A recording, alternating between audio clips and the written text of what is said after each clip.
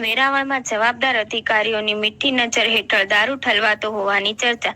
Gir Somnath એલસીબીએ વેરાવળના દરિયામાંથી boat ઝડપી પાડી 31ની પૂર્વ સંધ્યાએ વેરાવળના દરિયામાંથી વિદેશી દારૂનો જથ્થો ભરેલી ફિશિંગ બોટને 2 બુટલેગરો સાથે ગીર સોમનાથ એલસીબીની ટીમે ઝડપી લીધેલ છે। દમણમાંથી દારૂનો જથ્થો ભરીને ફિશિંગ બોટ ચોરવાડ ઉતારવા જતી હોવાનું સામે આવ્યું છે। બોટમાંથી 131 પેટી કિંમત ₹5.25 લાખનો દારૂનો જથ્થો, બોટ, 2 એન્જિન મળી કુલ 12 લાખનો મુદ્દામાલ જપ્ત કરી કાર્યવાહી હાથ ધરી છે। આ મામલે પોલીસે ગુનો નોંધવા તજવીજ હાથ ધરી દારૂનો જથ્થો મોકલનાર અને મંગાવનારને ઝડપી લેવા કાર્યવાહી હાથ ધરી હતી। 31 પૂર્વે દરિયાઈ માર્ગે વિદેશી દારૂ ઘુસાડવાનો પર્દાફાશ।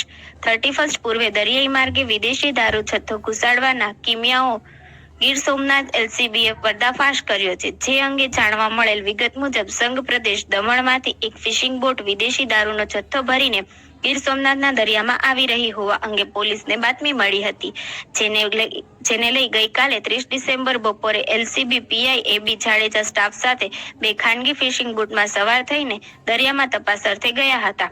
દરમિયાન વેરાવળના દરિયામાં 1.5 કિલોમીટર દૂર એક શંકાસ્પદ બોટ જોવા મળતા તેને ઘેરીને તેમાં તપાસ કરાવતા જુદા જુદા મોટા સંખ્યામાં બોક્સો જોવા મળેલા હતા, જેમાં વિદેશી દારૂનો જથ્થો છુપાવ્યો હતો। આથી ફિશિંગ બોટને વેરાવળ બંદર લાવી તમામ જથ્થો ઉતરાવી વાહનો મારફત મરીન પોલીસ સ્ટેશન ખાતે લઈ આવી ગણતરી હાથ ધરી હતી।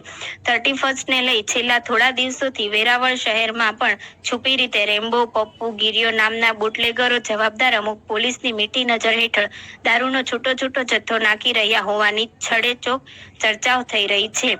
આ બાબતે ઉચ્ચ પોલીસ અધિકારીઓ તપાસ કરાવશે તો વધુ હકીકતો સામે આવે તેવી ચર્ચાઓ લોકમાં થઈ રહી છે।